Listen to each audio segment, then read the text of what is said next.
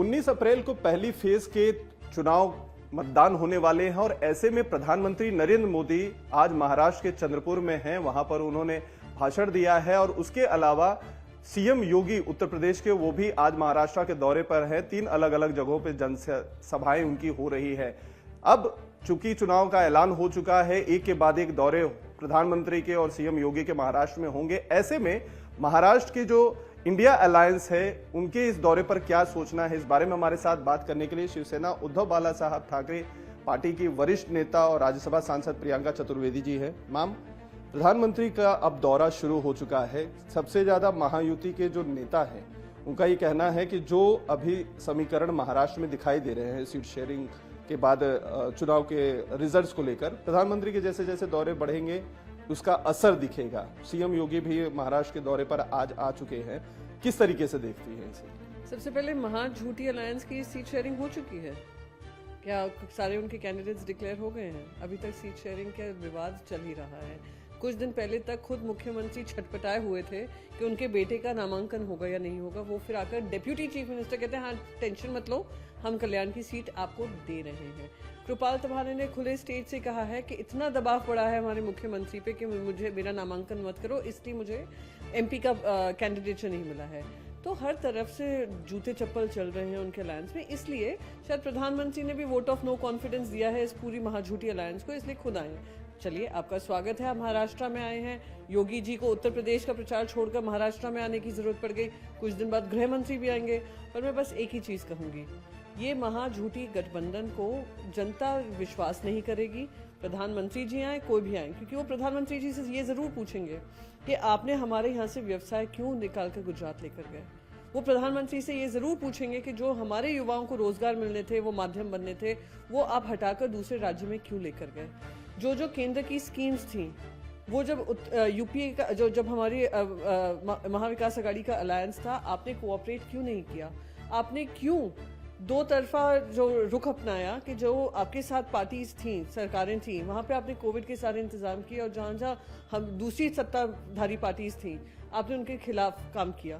तो ये सारे सवाल महाराष्ट्र की जनता पूछेगी। महाराष्ट्र सब सुनेगी, महाराष्ट्र की जनता आपकी जुमलेबाजी भी सुनेगी, आपकी गारंटीज भी सुनेगी, पर महाराष्ट्र की जनता गद्दारी और नाइंसाफी सहन नहीं करेगी। तो कितने भी लोग आकर प्रचार करें, बीजेपी के सबसे बड़े नेतागण आए प्रचार करें, इनकी जो जीत है वो बहुत दूर है और इनकी हार निश्चित है।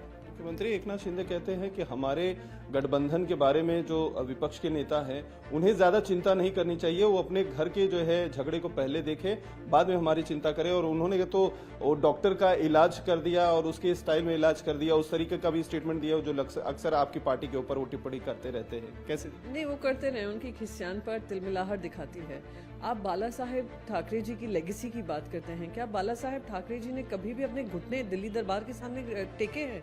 जिस तरीके से दिल्ली से फरमान आ रहे हैं, जारी हो रहे हैं, कौन चुनाव लड़ेगा, कौन नहीं चुनाव लड़ेगा। जो आपके जीते हुए प्रत्याशी थे, आप उनको टिकट नहीं दे पा रहे हैं क्योंकि आपको अपना सुपुत्र मोह इतना ज्यादा है कि पहले मेरे बेटे की टिकट हो जाए, बाकी सब जाए यहाँ वहाँ। तो जूते चप्पल तो आपके उसमें चले और हमें कोई चिंता नहीं है। मैं आपको बता दूं, यकीन से बता दूं, हमें कोई चिंता नहीं है। हमारी बस चिंता महाराष्ट्र को लेकर है, महाराष्ट्र की जनता को लेकर है। जैसे उनके साथ गद्दारी हो रही है, नाइंसाफी हो रही है और जो कर्तव्य निभाना चाहिए, सिर्फ खुल्लम खुल्ला भ्रष्टाचार हो रहा है, वो खत्म होना जरूरी है। इसलिए हम ये लड़ाई लड़ रहे हैं और ये लोग जो भी हैं, जो महाझूठी अलायंस है, वो अपनी खुद की जो साख, बची कुची साख है, वो उसमें बचाने में जुटी रहे।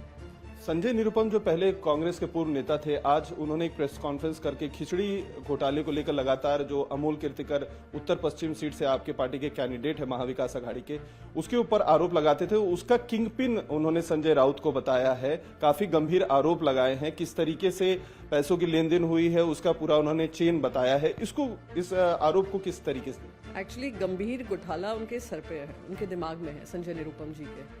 और घोटाला उनके दिमाग में इसलिए है क्योंकि उनको सीट टिकट नहीं मिली, उम्मीदवारी नहीं मिली। याद रखिए, संजय निरुपम जी वही हैं जिनने मुंबई नॉर्थ में कांग्रेस की टिकट से कांग्रेस का लूजिंग मार्जिन बढ़ाया था, जिन्होंने नॉर्थ वेस्ट की टिकट आकर जबरन ली और उसमें भी लूजिंग मार्जिन बढ़ाया है। ये वो संजय निरुपम जी हैं जहां उनके साथ 5 लोग नहीं खड़े हुए हैं कांग्रेस पार्टी के। ये वो संजय निरुपम जी हैं जब महाविकास आघाड़ी की मीटिंग्स होती थी, उनकी सीट शेयरिंग को लेकर सबको पता था कि क्योंकि ये शिवसेना की विनिंग सीट है, हम उस पर दावेदारी नहीं ठोकेंगे। ये वो संजय निरुपम जी हैं जो एक बुझे हुए कारतूस हैं, अब धमाका करने की कोशिश कर रहे हैं। तो ये कितनी भी कोशिश करें, हम भाषा किसकी बोल रहे हैं? भाषा बोल रहे हैं बीजेपी की, इस उम्मीद में कि बीजेपी उन पे रहम करेगी और इनको टिकट दे देगी। पर मैं आपको कह दूं और कॉन्फिडेंस से कह रही हूं, आप संजय राउत जी पे आरोप लगाने की कोशिश करिए या अमोल कीर्तिकर जी पे लगाने की कोशिश करिए, जनता जान रही है किस तरीके से ईडी, सीबीआई, आईटी का इस्तेमाल हो रहा है केंद्र सरकार की तरफ से। और संजय राउत जी ने तो अग्नि परीक्षा दी है। जेल में रहकर जब उनको बेल मिली थी, क्लियरली कहा था कि एक सिविल केस को क्रिमिनल केस बनाने की कोशिश की, उनको फंसाने का काम हुआ है।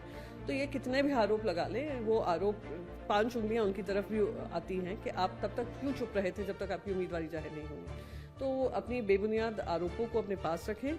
और मैं फिर से कहूंगी, कॉन्फिडेंस से कहूंगी, ऐतिहासिक मार्जिन से शिवसेना उद्धव बाला साहेब ठाकरे जी के कैंडिडेट अमोल कीर्तिकर जी नॉर्थ वेस्ट डिस्ट्रिक्ट से उम्मीदवार सांसद बनेंगे और संसद में नॉर्थ वेस्ट डिस्ट्रिक्ट के कामों को की आवाज उठाएंगे और बुलंदी से उठाएंगे। उनका तो कहना है कि जो पार्टी है कैंडिडेचर को लेकर नवरात्र शुरू होने वाला है, उसमें अपना घोषणा करेंगे और वो लड़ेंगे और खिचड़ी चोरी का जो एक मुद्दा है उसको बढ़ चढ़ कर वो उठाएंगे। तो क्या कहेंगे? मैं जिसने अपने सेल्फ इंटरेस्ट को पहले रखा और गठबंधन के धर्म को पीछे रखा, जिसने अपने सेल्फ इंटरेस्ट को ऊपर रखा, अपने पार्टी के धर्म को अलग रखा, वो आकर नवरात्रि का बहाना की आड़ में टिकट की उम्मीदवारी की उम्मीद कर रहे हैं। मैं कहूंगी बिल्कुल आइए, बिल्कुल लड़िए, पर ये मैं कह सकती हूँ रिजल्ट आपको 4 जुलाई का इंतजार करना नहीं पड़ेगा, 4 जून का। मैं आपको लिखकर दे देती हूँ, ऐतिहासिक मार्जिन से अगर ये खड़े होते हैं उम्मीदवारी लेकर, ऐतिहासिक मार्जिन से अमोल कीर्तिकर जी इनको हराएंगे और सांसद बनकर संसद में अपनी आवाज बुलंदी से उठाएंगे। एक तरह से आपकी तरफ से वेलकम है कि वो आ जाए वहां पे मैदान में दो हाथ। मैं कौन होती हूँ किसी को वेलकम करने वाली? मैं बस यही कह रही हूँ, जो बुझा हुआ कारतूस धमाका करने की कोशिश करे वो बुझा हुआ ही रहेगा। तो आप कितने भी प्रेस कॉन्फ्रेंसेस कर लीजिए, कितना भी आरोप लगा लीजिए, कितनी भी नाइंसाफी की दलील दे दीजिए, सही बात यह है कि अब हारे हुए कैंडिडेट हैं, हमारा कैंडिडेट जीता हुआ है, ये हमारी विनिंग सीट है, 1 बार नहीं 2 बार जीते हैं हम, और उस पर कोई 2 मत नहीं है कि ये अमोल कीर्तिकर जी की सीट है और हम सब उसके लिए काम कर रहे हैं, including the Congress party, including the NC.